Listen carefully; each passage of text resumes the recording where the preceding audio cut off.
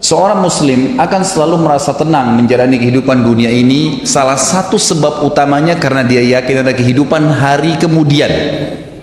Kehidupan dunia ini sebentar. Semua kita lihat depan mata kita, sekuat apapun fisik seorang manusia, kita nggak bicara lagi makhluk Allah yang lain, manusia saja, orang yang terdekat di antara anda pribadi, kerabat-kerabat kita, teman-teman dekat, orang-orang tua kita, mereka meninggal dunia. Sekuat apapun, sehebat apapun dia, ya, prestasi dunianya, profesor kah, doktor kah, dia seorang bisnismen yang terkaya di dunia kah, orang yang paling gagah atau cantik kah, orang yang paling dihormatin kah, kepala suku kah, presiden kah, siapa saja, atau orang susah, semua akan meninggal. Kehidupan dunia sebentar akan dilaluin. Orang mukmin yakin bahwasanya ada kehidupan yang abadi di sana. Sehingga perhatikan bedanya. Kalau orang mukmin tahu ada hari kemudian, akan membuat dia musibah apapun yang datang padanya, dia akan bilang, oh ini kehidupan dunia, toh juga saya akan dapat pahala sabarnya di akhirat, toh nanti akan membersihkan dosa saya dengan musibah ini. Mudah nggak dia lalui musibahnya? Akan mudah. Hanya karena masalahnya satu, dia yakin ada hari kemudian.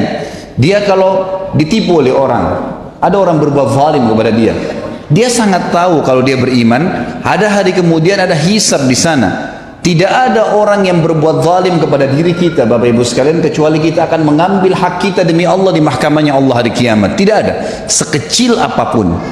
Jadi dalam tafsir ayat wa may ya'mal mithqala dzarratin khairan yara, siapa yang berbuat kebaikan sebesar biji sawi dia akan lihat hari kiamat. Kata ulama, dihadirkan di depannya tempat dia lakukan pada saat itu, jenis pekerjaannya, waktunya, seperti dia melihat sebuah cuplikan film yang dia lihat bagaimana dia melakukannya, dan dia ingat wa may ya'mal mithqala dzarratin syarran yara, dan siapa yang berbuat keburukan sekecil biji sawi pun dia akan lihat pada hari kiamat tempatnya, kapan dia lakukan, siapa yang sedang dia jahati, dan seterusnya akan diperlihatkan pada hari kiamat. Tidak ada sesuatu yang hilang. Bukankah hadis Nabi SAW yang masyhur riwayat Bukhari, bahwasanya apakah kalian tahu siapa orang yang bangkrut? Hadis ini sudah sering masyhur di kalangan para dai-dai kita. Maka para sahabat mengatakan, ya Rasulullah, orang yang bisnis bangkrut, hilang dirham dan dinarnya.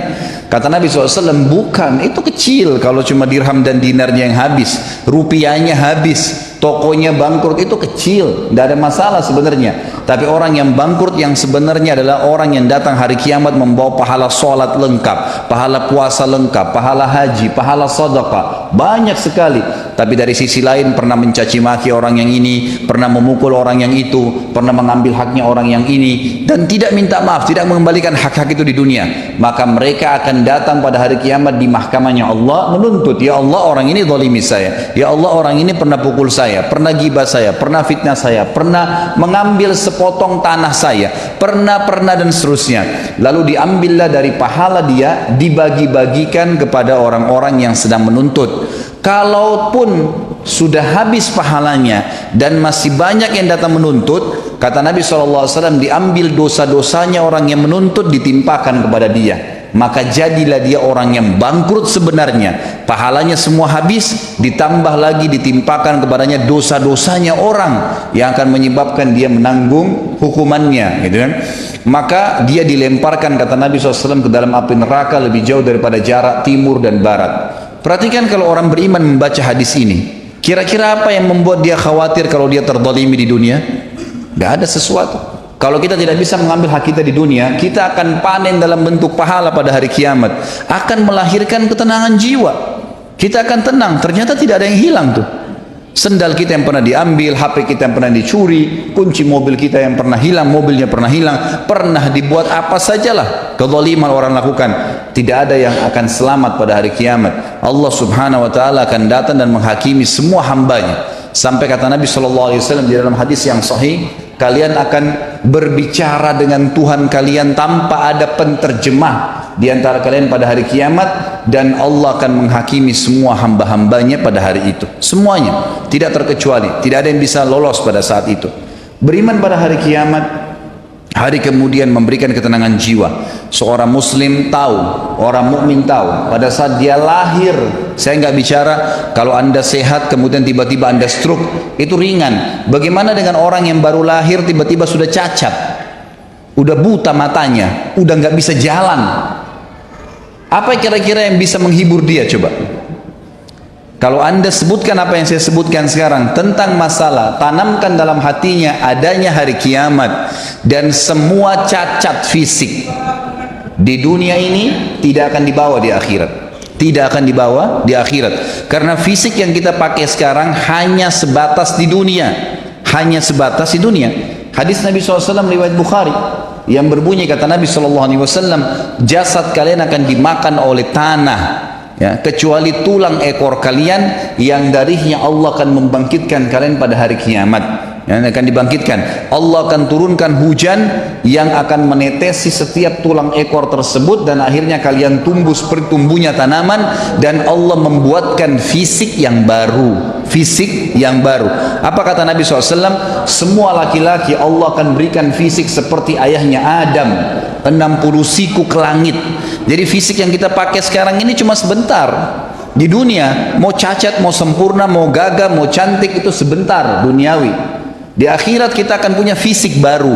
Posternya semua laki-laki seperti Nabi Adam, 60 siku ke langit artinya 27,5 meter. Dan semua perempuan 40 siku ke langit artinya 17,5 meter.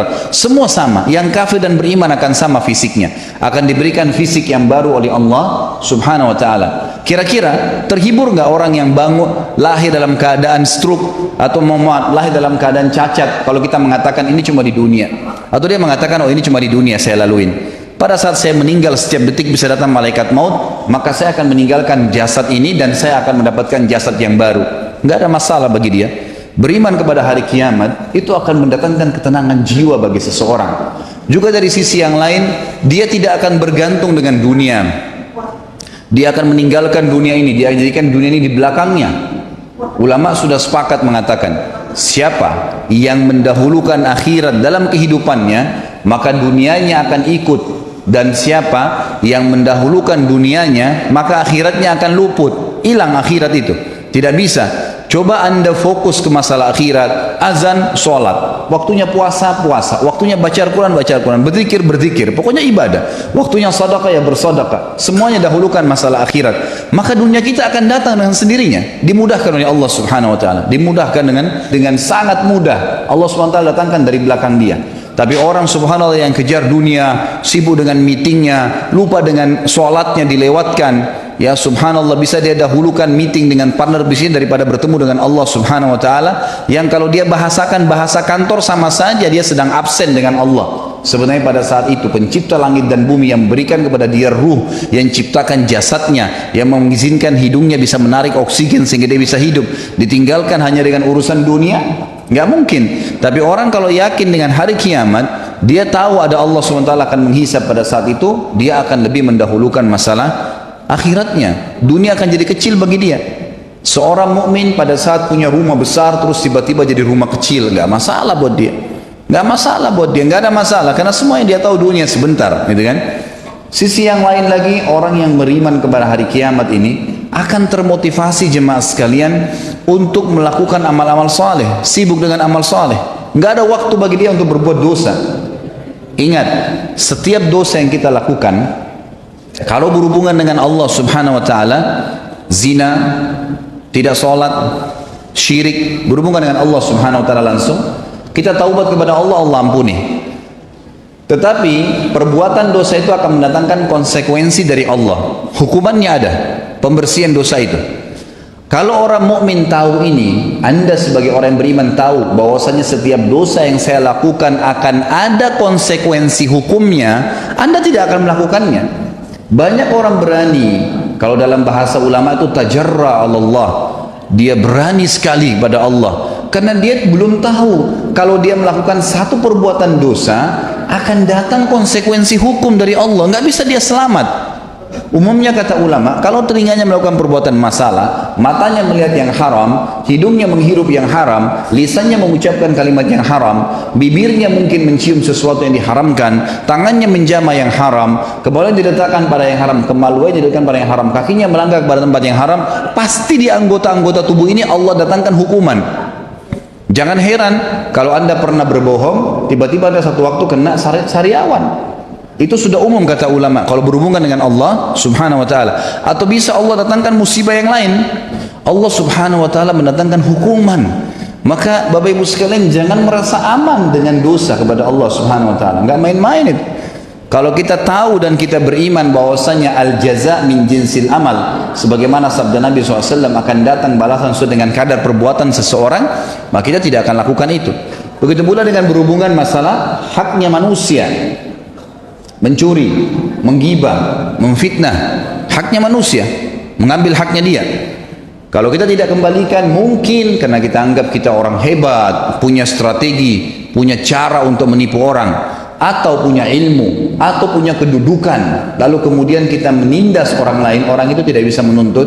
Nggak ada yang selamat dari mahkamah Allah SWT. Perhatikan kata ulama, hari ini Anda menipu, besok pasti Anda ditipu, pasti.